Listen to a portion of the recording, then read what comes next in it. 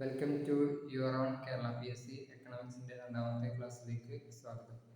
അപ്പോൾ നമ്മൾ ഇന്ന് ആദ്യം തുടങ്ങാൻ പോകുന്നത് നാഷണൽ ഇൻകം പറഞ്ഞുകൊണ്ടാണ്. നാഷണൽ ഇൻകം എന്ന് പറയുന്നത് ഒരു രാജ്യത്തെ മൊത്തം വരുമാനത്തെയാണ് നാഷണൽ ഇൻകം എന്ന് പറയുന്നത്.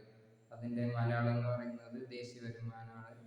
ദേശീയ വരുമാനം അല്ലെങ്കിൽ നാഷണൽ ഇൻകം എന്ന് പറയുന്നത് ഒരു രാജ്യത്തിൻ്റെ മൊത്തം വരുമാനത്തെയാണ് നാഷണൽ ഇൻകം അല്ലെങ്കിൽ ദേശീയ വരുമാനം എന്ന് പറയുന്നത്. പിന്നീട് പറയാനുള്ള അതുമായി ബന്ധപ്പെട്ട ഒരു പദം തന്നെയാണ് പെർ ക്യാപിറ്റ ഇൻകം. അതായത് ഒരാളുടെ ഒരു വർഷത്തെ ശരാശരി വരുമാനം, അതാണ് പെർ ക്യാപിറ്റ ഇൻകം, അല്ലെങ്കിൽ നമുക്ക് ആളോഹരി വരുമാനം എന്ന് പറയാം. പെർ ക്യാപിറ്റ ഇൻകം ലഭിക്കുന്നത് നാഷണൽ ഇൻകത്തിനെ പോപ്പുലേഷൻ കൊണ്ട് ഡിവൈഡ് ചെയ്യുമ്പോഴാണ് പെർ ക്യാപിറ്റ ഇൻകം ലഭിക്കുന്നത്. അതായത് ഒരു രാജ്യത്ത് 1 കോടി രൂപ വരുമാനം ഉണ്ടെങ്കിൽ അവിടെ 10 പേരുണ്ടെങ്കിൽ 1 കോടി രൂപ 10 കൊണ്ട് ഡിവൈഡ് ചെയ്താൽ നമുക്ക് ആ രാജ്യത്തിൻ്റെ ദേശീയ വരുമാനം ലഭിക്കും. പിന്നീട് പറയാനുള്ളത് രണ്ട് കൺഫ്യൂസിങ് ടേംസ് ആണ്. അതായത് GNPയും GDPയും പറയുമ്പോൾ ഒരുപോലെ ഉണ്ടെങ്കിലും അത് വ്യത്യാസമുണ്ട്.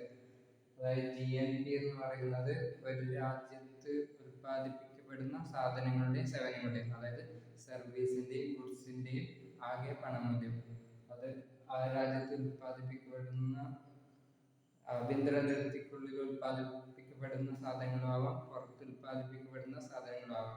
പക്ഷെ അത് മൊത്തമായിട്ട് ഒരു രാജ്യത്ത് ഉൽപ്പാദിപ്പിക്കപ്പെടുന്ന സാധനങ്ങളുടെയും സേവനങ്ങളുടെയും ആകെ പണമൂല്യമാണ് GNP എന്ന് പറയുന്നത്. പക്ഷെ GDP എന്ന് പറയുന്നത് ഒരു രാജ്യത്ത് ഉൽപ്പാദിപ്പിക്കപ്പെടുന്ന ആഭ്യന്തര അതിർത്തിക്കുള്ളിൽ ഉൽപ്പാദിപ്പിക്കപ്പെടുന്ന സാധനങ്ങളുടെയും സേവനങ്ങളുടെയും പണമൂല്യമാണ് GDP എന്ന് പറയുന്നത്. ഈ GDPയോട് net factor income abroad add ചെയ്താൽ നമുക്ക് ഗ്രോസ് നാഷണൽ പ്രൊഡക്റ്റ്, അതായത് നേരത്തെ പറഞ്ഞ GNP ലഭിക്കും. പിന്നീട് പറഞ്ഞാൽ ഏപ്രിൽ 1 മുതൽ മാർച്ച് 31 വരെയാണ് ഇന്ത്യയിൽ സാമ്പത്തിക വർഷം കണക്കാക്കുന്നത്. ഏപ്രിൽ 1 മുതൽ മാർച്ച് 31 വരെ ആ കാലയളവിലാണ് ഇന്ത്യയിൽ സാമ്പത്തിക വർഷം കണക്കാക്കുന്നത്. പിന്നീട് പറയാനുള്ള നെറ്റ് നാഷണൽ പ്രൊഡക്റ്റ്, അതായത് അറ്റ ദേശീയ വരുമാനം, അത് കണക്കാക്കുന്നത് GNP. അടുത്ത പറഞ്ഞ ഗ്രോസ് നാഷണൽ പ്രൊഡക്റ്റ്, അതിൽ നിന്ന് ഡിപ്രീസിയേഷൻ, തേയ്മാന ചെലവ് കുറച്ച് കഴിഞ്ഞാൽ നമുക്ക് നെറ്റ് നാഷണൽ പ്രൊഡക്റ്റ് ലഭിക്കും. പിന്നീട് പറയാനുള്ളത് നാഷണൽ ഇൻകം കണക്കാക്കുന്ന 3 പ്രധാനപ്പെട്ട മെത്തേഡ്സ് ഉണ്ട്. അതായത് 3 പ്രധാനപ്പെട്ട രീതികളുണ്ട്. അതിലൊന്ന് എന്ന് പറയുന്നത് പ്രൊഡക്റ്റ് മെത്തേഡ്, അതായത് ആകെ തൃതീയ മേഖലയിലും പ്രാഥമിക മേഖലയിലും ദ്വിതീയ മേഖലയിലും ഉൽപ്പാദിപ്പിക്കപ്പെടുന്ന സാധനങ്ങളുടെ ആകെ പണമൂല്യം ആഡ് ചെയ്ത് കിട്ടുന്നതാണ് പ്രൊഡക്റ്റ് മെത്തേഡ് എന്ന് പറയുന്നത്.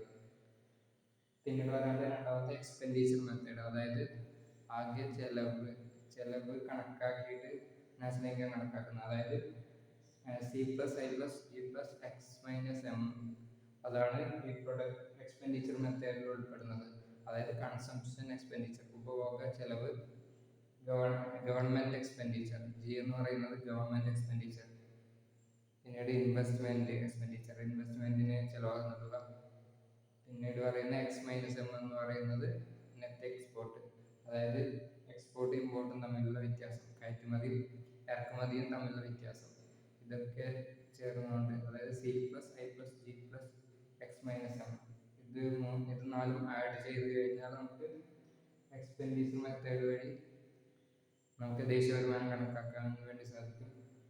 പിന്നീട് പറയാനുള്ളത് ഇൻകം മെത്തേഡ്. ഇൻകം മെത്തേഡ് എന്ന് പറയുന്നത് ഉൽപാദന ഘടകങ്ങൾ, അതായത് ഉൽപാദന ഘടകങ്ങളിൽ നിന്ന് ലഭിക്കുന്ന ഇൻകം അത് ആഡ് ചെയ്യുമ്പോൾ കിട്ടുന്നതാണ് ഇൻകം മെത്തേഡ് എന്ന് പറയുന്നത്.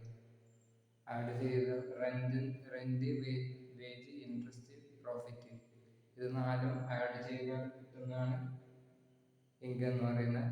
അത് കണക്കാക്കിക്കൊണ്ട് നമ്മുടെ ദേശീയ വരുമാനം കണക്കാക്കുന്നതാണ് ഇൻകം മെത്തേഡ് എന്ന് പറയുന്നത്. പിന്നീട് പറയാനുള്ളത് ദാദാഭായ് നവറോജി, ഇന്ത്യയിലെ സാമ്പത്തിക ശാസ്ത്രത്തിൻ്റെ പിതാവ് എന്നറിയപ്പെടുന്നത് ദാദാഭായ് നവറോജിയാണ്. ബ്രെയിൻ ഡ്രെയിൻ സിദ്ധാന്തത്തിൻ്റെ, അതായത് മസ്തിഷ്ക ചോർച്ച സിദ്ധാന്തത്തിൻ്റെ ഉപജ്ഞാതാവ് ദാദാഭായ് നവറോജിയാണ്. പിന്നീട് പറയാനുള്ളത് ഒരു പുസ്തകത്തെ കുറിച്ചാണ്. അദ്ദേഹത്തിൻ്റെ തന്നെ പുസ്തകമാണ് poverty and un-British rule in India എന്ന് പറയുന്നത്. പോവർട്ടി ആൻഡ് എന്ന് പറയുന്നത് ദാദാഭായ് നവറോജിയുടെ ഒരു പുസ്തകമാണ്. ആദ്യത്തെ നാഷണൽ ലിങ്ക് ആദ്യമായി കണക്കാക്കിയ വ്യക്തിയും ഈ ദാദാഭായ് നവറോജി തന്നെയാണ്. പിന്നീട് പറയാനുള്ളത് വി കെ അറബി റാവു. വി കെ അറബി റാവുവിന്റെ സവിശേഷത എന്ന് പറയുന്നത് ശാസ്ത്രീയമായ രീതിയിൽ ദേശീയ വരുമാനം കണക്കാക്കിയ വ്യക്തിയാണ് വി കെ അറബി റാവു. ജെ.സി. കുമാരപ്പ ഗാന്ധിയൻ സമ്പദ് വ്യവസ്ഥയുടെ ഉപജ്ഞാതാവ് എന്ന് പറയുന്നത് ജെ.സി. കുമാരപ്പയാണ്. പി.സി. മാരുനോബിസും എം വിശ്വേശ്വരയ്യയെ കുറിച്ച് പറയാനുണ്ട്. പി.സി. മാരുനോബിസിന്റെ പ്രത്യേകത എന്ന് പറയുന്നത് സങ്കീർണ പ്രസിദ്ധീകരണം ആരംഭിച്ചത് പി.സി. മാരുനോബിസ് ആണ്.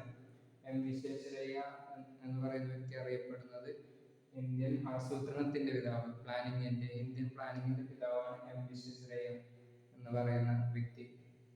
പിന്നീട് റോളിംഗ് പ്ലാനിനെ കുറിച്ച് പറയാം. റോളിംഗ് പ്ലാൻ 1978 മുതൽ 80 വരെ നീണ്ടുനിന്ന ഒരു പ്ലാനാണ് റോളിംഗ് പ്ലാൻ എന്ന് പറയുന്നത്. അത് ആരംഭിച്ചത്